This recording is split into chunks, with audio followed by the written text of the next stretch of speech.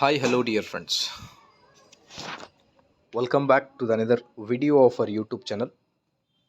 In this video, we are going to discuss very important information regarding government employees DA. Before to move on, I'll request all of you please like, share, and subscribe to my channel and turn on the bell icon for all the latest updates. ಸರ್ಕಾರಿ ನೌಕರರೇ ಗಮನಿಸಿ, ಮೂಲ ವೇತನದಲ್ಲಿ ಆಗುವುದು ಭಾರೀ ಏರಿಕೆ, ಆದರೆ ಶೂನ್ಯಕ್ಕೆ ಇಳಿಯುವುದು DA. ಕೆಲವೊಂದು YouTube ಚಾನಲ್ಗಳಲ್ಲಿ ಮಾಹಿತಿಗಳು ನೀವು ಕೇಳ್ತಿರ್ಬೋದು. ಈಗ ತಾನೇ ಬಂದಿರೋ ಇದೊಂದು ಲೇಟೆಸ್ಟ್ ಅಪ್ಡೇಟ್ ಆಗಿರುತ್ತೆ. ಸರ್ಕಾರಿ ನೌಕರರಿಗೆ ವೇತನದಲ್ಲಿ ಭಾರಿ ಏರಿಕೆ ಅನ್ನೋದ್ರ ಬಗ್ಗೆ ಒಂದು ಲೇಟೆಸ್ಟ್ ಅಪ್ಡೇಟನ್ನು ಶೇರ್ ಮಾಡ್ತಾ ಇದ್ದೇನೆ. ವಿಡಿಯೋನ ಕೊನೆವರೆಗೂ ವಾಚ್ ಮಾಡಿ, ಅದರ ಜೊತೆಗೆ ನಿಮ್ಮ ಫ್ರೆಂಡ್ಸ್ ಜೊತೆ ಕೂಡ ಈ ಒಂದು ವಿಡಿಯೋನ ಶೇರ್ ಮಾಡಿ ವೀಕ್ಷಕರೇ. ಸ್ಕ್ರೀನ್ ಮೇಲೆ ನೀವು ಗಮನಿಸ್ತಿರ್ಬೋದು, ಕೇಂದ್ರ ಸರ್ಕಾರ 8ನೇ ವೇತನ ಆಯೋಗಕ್ಕೆ ಅನುಮೋದನೆ ನೀಡಿದೆ ಅನ್ನೋದ್ರ ಬಗ್ಗೆ ಒಂದು ಖುಷಿ ವಿಚಾರ. ಇದಾದ ನಂತರ ನೌಕರರ ಹೊಸ ವೇತನ ಮ್ಯಾಟ್ರಿಕ್ಸ್ ಕುರಿತು ಚರ್ಚೆ ನಡೆಯುತ್ತಿದೆ. ಇಲ್ಲಿ ಕೇಂದ್ರ ಸರ್ಕಾರಿ ನೌಕರರ ಮತ್ತು ಪಿಂಚಣಿದಾರರ ವೇತನ ಮತ್ತು ಭತ್ಯೆಗಳಲ್ಲಿ ಪರಿಷ್ಕರಣೆ ಅವಕಾಶವಿದೆ ಅನ್ನೋದ್ರ ಬಗ್ಗೆ ಒಂದು ಬಿಗ್ ಅಪ್ಡೇಟ್.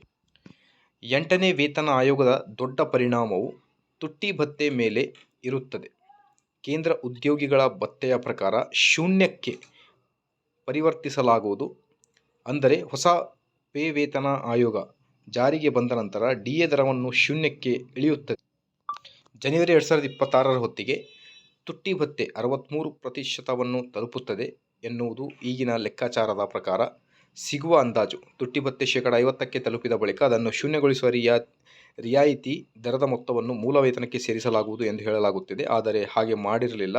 ಈಗ ಹೊಸ ವೇತನ ಆಯೋಗದ ಶಿಫಾರಸುಗಳನ್ನು ಜಾರಿಗೊಳಿಸಿದಾಗ ನೌಕರರ ತುಟ್ಟಿ ಭತ್ಯೆಯನ್ನು ಶೂನ್ಯಕ್ಕೆ ಅದರ ಜೊತೆಗೆ ಅಸ್ತಿತ್ವದಲ್ಲಿರುವ ತುಟ್ಟಿ ಭತ್ಯೆಯನ್ನು ಮೂಲ ವೇತನಕ್ಕೆ ಲಿಂಕ್ ಮಾಡಲಾಗುತ್ತದೆ ಅಥವಾ 50% DAಯನ್ನು ಮಾತ್ರ ಮೂಲ ವೇತನಕ್ಕೆ ಲಿಂಕ್ ಮಾಡಲಾಗುತ್ತದೆ ಎಂಬುದು ಇನ್ನೂ ಸ್ಪಷ್ಟವಾಗಿಲ್ಲ. 50% ಮಾತ್ರ ಸಂಯೋಜಿಸಲಾಗುವುದು ಮತ್ತು ಉಳಿದ 13% ಸಂಯೋಜಿಸಲಾಗುವುದಿಲ್ಲ ಎಂದ ಮೂಲವೊಂದು ಹೇಳುತ್ತದೆ. ಈಗ ಸರ್ಕಾರದ ಈ ಬಗ್ಗೆ ಅಂತಿಮ ನಿರ್ಧಾರ ತೆಗೆದುಕೊಳ್ಳಬೇಕು. DAಯನ್ನು ಗ್ರಾಹಕದ ಬೆಲೆ ಸೂಚ್ಯಂಕ CPI ಆಧರಿಸಿ ಲೆಕ್ಕ ಹಾಕಲಾಗುತ್ತದೆ. CPI ಕಾಲಕಾಲಕ್ಕೆ ಬದಲಾಗುತ್ತದೆ. ಇದು ರಿಯಾಯಿತಿ ದರದಲ್ಲಿ ಬದಲಾವಣೆಗಳನ್ನು ಉಂಟು ಮಾಡುತ್ತದೆ. 8ನೇ ವೇತನ ಶ್ರೇಣಿ ಜಾರಿಯಾದ ನಂತರ ಪ್ರಸ್ತುತ ಭತ್ಯೆ ಮೂಲ ವೇತನಕ್ಕೆ ಸೇರ್ಪಡೆಯಾಗುವುದರಿಂದ ನೌಕರರ ಒಟ್ಟು ವೇತನ ಹೆಚ್ಚಳವಾಗಲಿದೆ ಅನ್ನೋದ್ರ ಬಗ್ಗೆ ಬ್ರೇಕಿಂಗ್ ಅಪ್ಡೇಟ್. ವೀಕ್ಷಕರೇ, ಮಾಹಿತಿ ಇಷ್ಟ ಆದಲ್ಲಿ please like, share and subscribe to my channel. Thank you.